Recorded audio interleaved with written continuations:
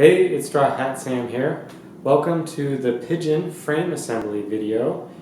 In this video I'm going to be walking through all the steps and the little tricks that it takes to put together one of these guys. Laid out before you are all the frame components. Now this is a prototype, so the parts may look slightly different.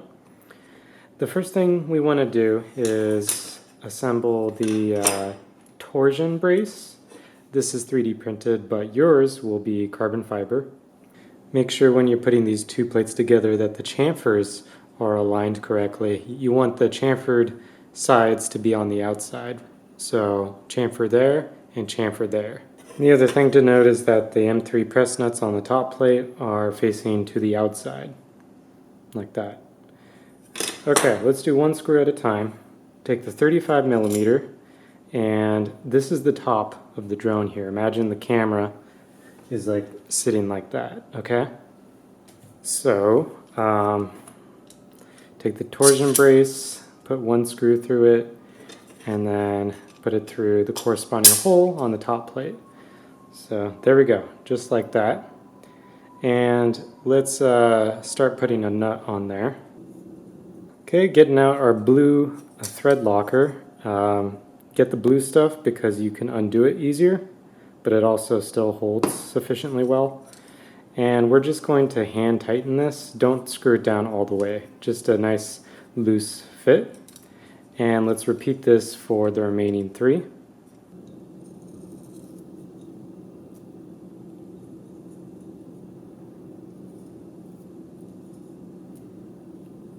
Okay, so these are the flight stack screws, and the sandwich plate is symmetrical, so it doesn't matter how you orient the sandwich plate. But the top plate is not symmetrical. This is the front and this is the back. The back kind of tapers like this.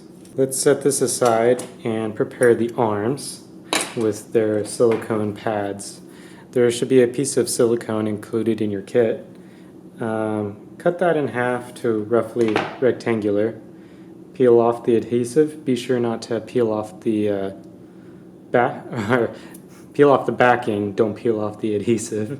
It is possible to do that accidentally.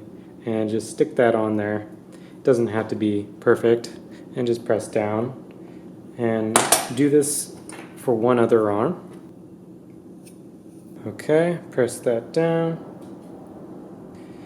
And just hold it for like, I don't know, 10 seconds.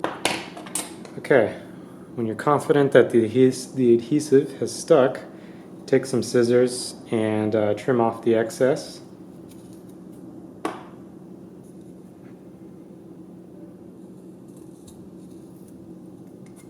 Okay, there's one, should look like that. You only need to do this to 2 of the arms. All 4 arms are the same as well. There's no difference. Okay. Insert one of the arms like this. And we're going to put a 30 millimeter button head screw through the bottom. Because remember, this is an inverted frame. So here's the camera. These 30 millimeter screws are going to be what go through the gel bushings on the camera, like that. Okay, so let's insert that and put a nut on, just to get it loosely secure. And make sure to remember to apply your blue Loctite. I feel like I'm making a cooking video. Be sure to preheat the oven to 350 degrees Fahrenheit. Okay, so hand tight is okay. And repeat this for the other arm, but make sure that you don't put 2 arms together that both have the silicone. You want the silicone to only be on one side.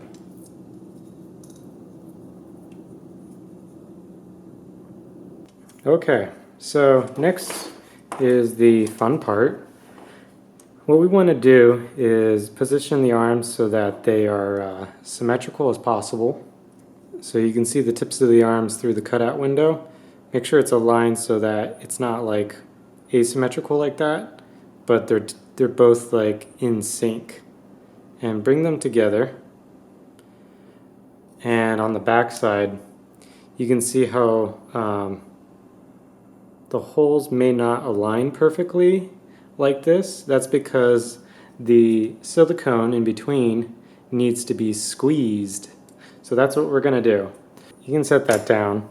Let's stage our socket head M3 16mm length screws. We're going to put some Loctite on them beforehand, okay? And then reposition the arms so they're nice and symmetrical. Okay. And just stage these screws right at the entrance so that they're ready to go. And then take your M2.5 driver, your hex driver, and push down, applying force downward. What this will do is cause a lever action, which squeezes the silicone and allows the screws to go through. And then press down with some more force and screw in these two screws at the same time. You can do one side at a time. It just takes less force if you do them both at the same time. But either method will work. And screw these down all the way until it's as tight as you can get with one hand. And that's why I made these socket head screws, so that you don't strip the head. And it should look like that on the other side with the screws poking up just a little bit. Go ahead and tighten these hex nuts all the way for the other side of the arms. And I'm using a crescent wrench only because to save my hands from a lot of frame building. But if you're using a tool like this with leverage, just make sure you don't overdo it, because you can strip these stainless steel screws. Okay, so it doesn't have to be super duper tight, just nice and snug. And you shouldn't feel any kind of slop or anything like that. That noise is just the nuts moving. All right, repeat the same steps you did before, but for the other end.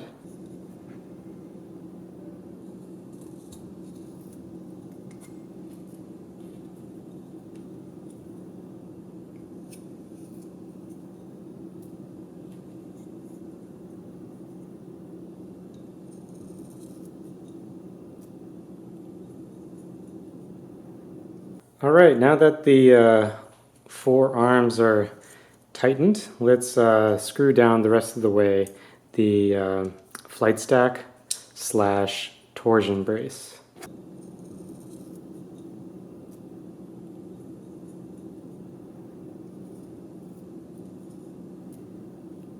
Okay, so all of these main screws are tightened down, and I took the time to just double check all of these screws, and I suggest you do the same as well, because if you accidentally forget to screw something down all the way and then you find out later, it's more of a pain in the butt. So make sure you just double check and give it a bend, feel it out.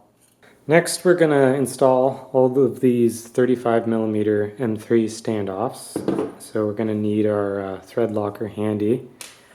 All of these require the same M3 8mm button head screw.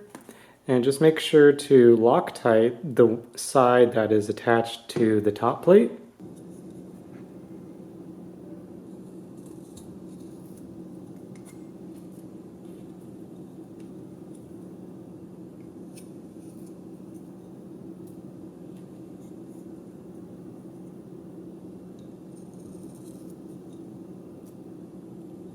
Okay, so I just finger tightened all of these down, so they're secure but they're not actually tightened all the way. The way I tighten them now is I grip the standoff with wire strippers. This is the T-stripper brand, and I also use it for stripping wires, not just squeezing standoffs. So I'm going to grip each standoff using the rounded portion of the wire strippers, use them like pliers, and then tighten it from beneath using the 2mm hex driver.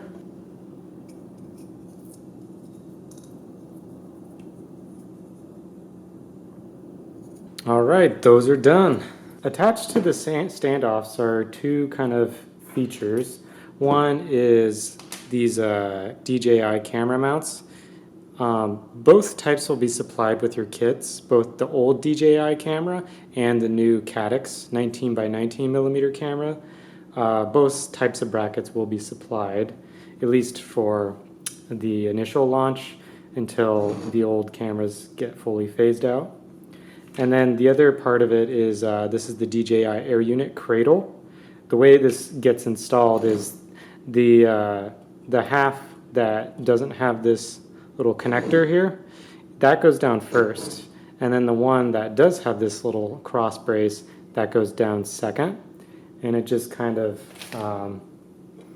just nestles in there, just like that. And then you squeeze it on using friction. It's a tight fit though. It's meant to be quite strong, so that will take some finagling, but that's part of the actual building process. Now for these camera mounts, for the DJI, the old camera, it has a shorter cable length. This cable is actually 100 millimeters, while the new ones, the cable length is 110 millimeters.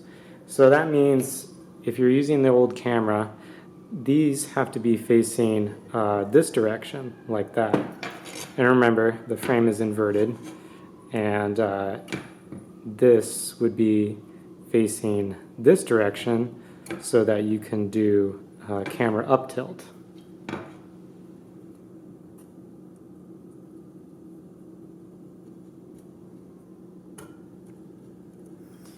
Okay, just like that. Okay, let's push those down a little bit further. All right. Next, let's prepare the bottom plate. The bottom plate has some little features on it, the landing feet. This is the front and this is the back. The back is just more tapered. On the front, we just have regular TPU protector pads, and you can just push those on there. They're like a press fit, because that little circle feature holds it in place. Like that. See? It's like a little guy hugging you with mittens, oven mitts. And on the rear side, we got to use the type of landing feet that has this clip, which attaches to the DJI Air Unit antenna. So push that in there using the same method you did before, and just make sure they're both facing the same direction as each other. So it should look something like that. And then after you've, put your components in there, put the bottom plate so that these clips are facing downward on the bench, but upward in the air.